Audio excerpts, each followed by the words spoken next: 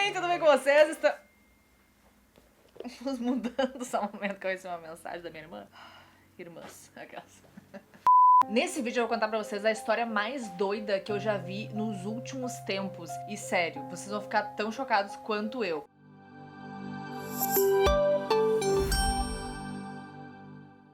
Para dar um gostinho pra vocês do novo quadro que vai sair nesse canal e vai sair todos os sábados. Então vocês vão ter os vídeos normais na terça-feira e sábados um vídeo voltado para o mundo dos crimes, não é mesmo? É uma série original do Netflix criada por mim.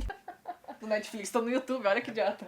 É uma série original do canal Bettina Bro, que vai ser exatamente pra vocês. Como vocês sabem, um dos meus hobbies, se é que pode chamar assim, parece meio macabro falando isso, mas uma das coisas que eu gosto muito é assistir coisas sobre crime, serial killers, pessoas sendo morridas, entende? Uns negócios assim. Pra vocês terem noção, um dos meus livros que eu trouxe do Brasil comigo é este livro aqui, o qual, por incrível que pareça, parece do tamanho de uma bíblia, eu já li todo ele, gente. E eu li uma vez um trechinho pra minha irmã, ela ficou muito perturbada e falou, pelo amor de Deus, para de ler isso pra mim, eu nunca mais quero que tu fale comigo na minha vida. Enfim, eu acho que tem muita gente que é...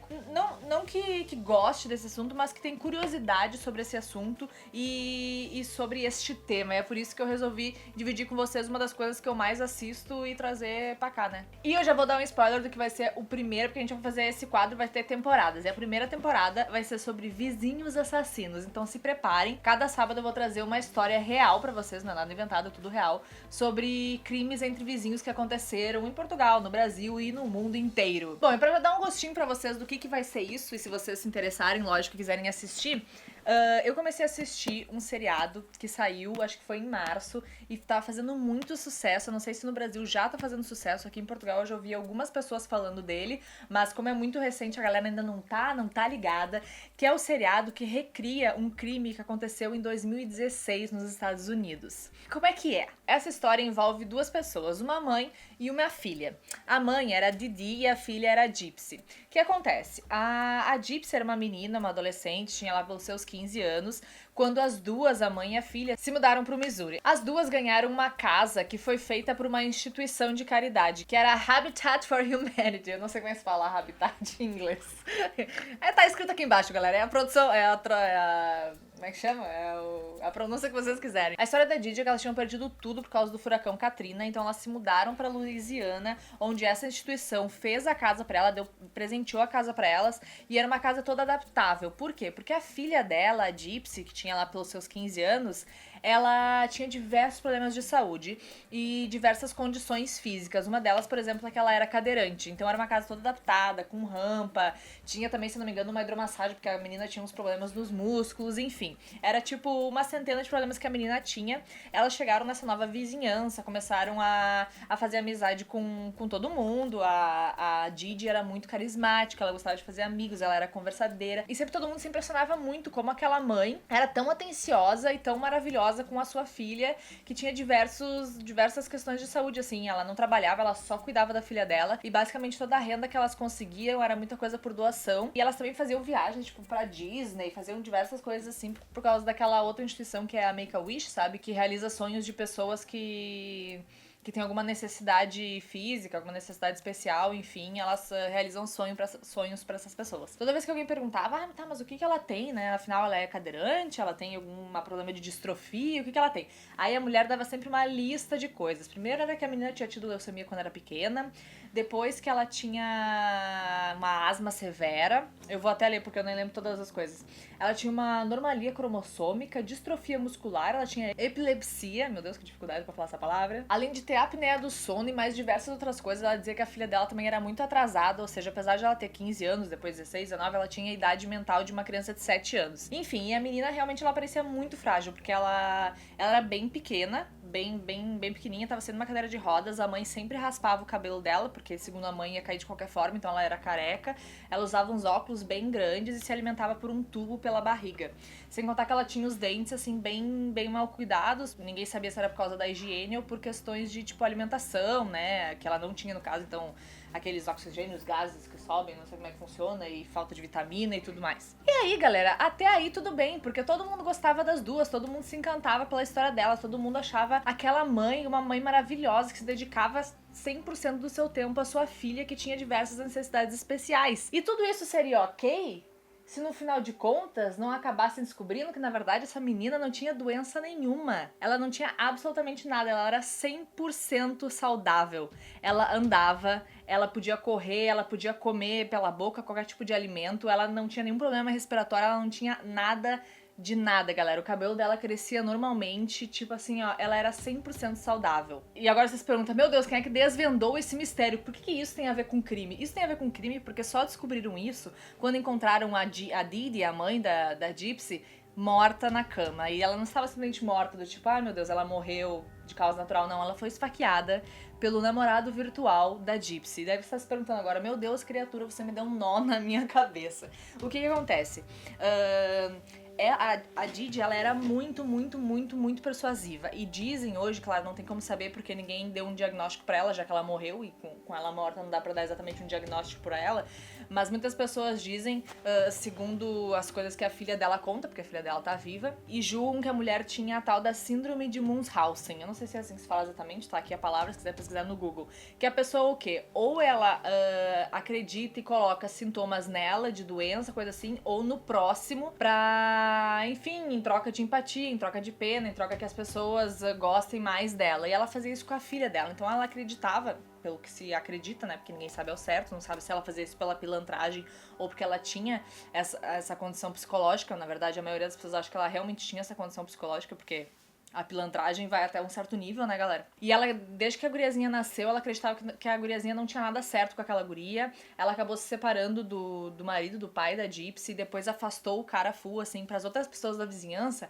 Ela dizia que ela fugia do ex-marido, que o ex-marido dela era abusivo, que não gostava da Gypsy, que batia nela e fazia mil e uma coisa, todo mundo sentia muita pena dela, por isso, esse era um dos motivos pelo qual ela trocava o nome dela, ou tipo, dava uns perdidos do nada nas pessoas, sabe? Era porque ela tava fugindo do ex-marido, segundo ela.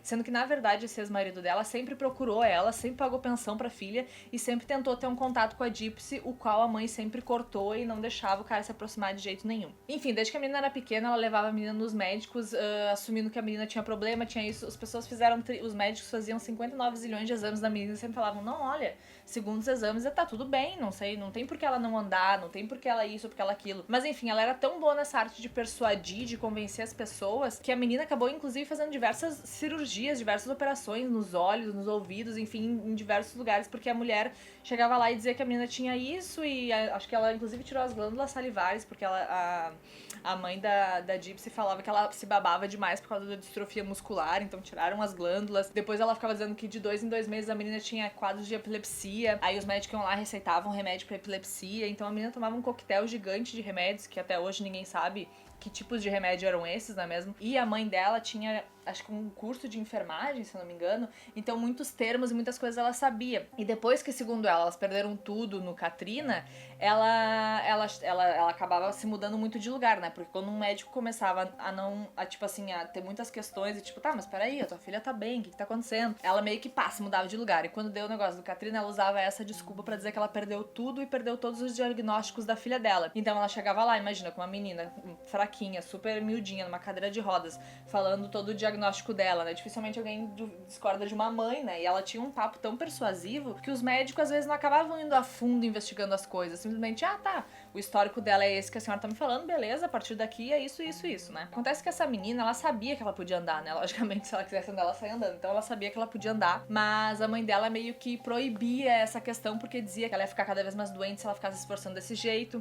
A menina sabia que ela podia comer, porque ela já tinha comido algumas coisas, mas a mãe dela dizia que isso era muito perigoso porque ela tinha alergia ao açúcar e ela podia morrer, enfim, ela podia se auto-sufocar comendo, então ela tinha que se alimentar só pelo tubo. E a mãe criou uma dependência tão forte psicológica com a menina que a menina não conseguia se libertar daquilo. Ela fazia todo um negócio psicológico que a menina não sabia o que era verdade, o que não era verdade, entendeu? Porque imagina se a tua mãe, tu cresce a tua mãe te dizendo que tu tem problema disso, tem problema daquele outro, que tu, quando tu era pequeno, tu tinha leucemia, porque tu vai duvidar da tua própria mãe, entendeu? Tu vai meio que fazer o que ela manda, a menina sempre fez o que a mãe dela mandou, só que chegou numa idade que ela começou a se apaixonar por pessoas, né? Começou a ter relacionamentos pela internet, trocar mensagem com pessoas.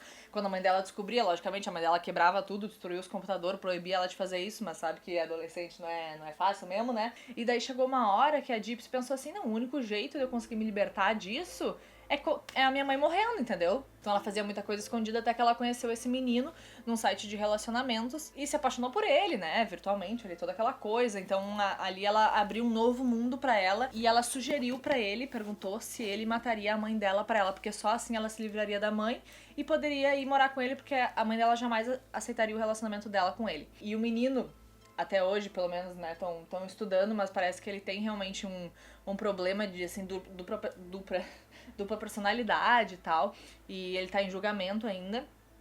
E no final eu sei que ela acabou convencendo ele, na verdade acho que nem precisou de muito convencimento, mas o menino foi até a casa dela uma noite, esfaqueou a mãe dela na cama, a mulher morreu e os dois fugiram.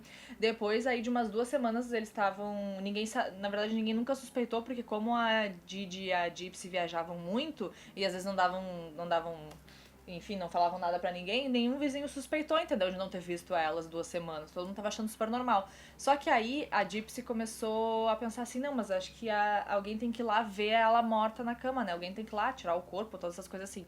E aí decidiram que iam dar... Ela decidiu que ia escrever no Facebook dela alguma coisa pra que a polícia fosse até a casa investigar. E aí ela escreveu alguma coisa do tipo no Facebook da própria mãe, né? Que acho que era uma conta conjunta até. Escreveu no Facebook da própria mãe dela lá como alguma coisa como, essa vaca já tá morta, algo do tipo. E aí os vizinhos começaram a ir na casa, a polícia foi na casa, descobriram o corpo da mulher lá. Investigação vai, investigação vem, eles acabaram descobrindo a casa desse namorado dela e lá prenderam os dois. Ela foi condenada a uns 10 anos de prisão. Depois assistam o nome desse seriado que saiu agora mesmo, contando essa história, que é uma recriação, lógico, tem muita coisa inventada, mas a base da história real é o The Act. Eu não sei onde tá passando, acho que é na HBO mesmo? Com certeza absoluta? Aqui em Portugal, sim. Pra mim, sim. Ah, ok. Aqui em Portugal é na HBO que passa e... Enfim, assistam lá na HBO do Brasil, deve ser a mesma coisa, acho eu. E depois que vocês assistirem, deixa aqui nos comentários. Ou já opinem só, escutando um pedaço da história, se vocês acham que ela realmente deveria ter sido condenada a 10 anos, ou deveria ter ganhado liberdade, ou deveria ter ganhado prisão perpétua, né? O menino, aparentemente, ele vai ganhar realmente prisão perpétua, ele tá ainda em julgamento, se eu não me engano. Saiu 6 episódios dessa série, eu não sei se é tudo, eu acho que ainda vai sair mais episódios, eu não entendi muito bem, mas eu fiquei tão doida e tão mexida com essa história que eu resolvi gravar um vídeo falando sobre isso, que eu achei, tipo, muita loucura, né? Muita loucura mesmo. Foi uma das histórias de crime, de violência mais loucas que eu já vi na minha vida, assim, sabe?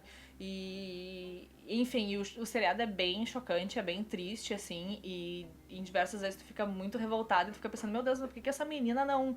Quando ela tava na rua com os vizinhos conversando, não se levantou da cadeira e falou, meu, olha aqui, ó, eu ando, hein?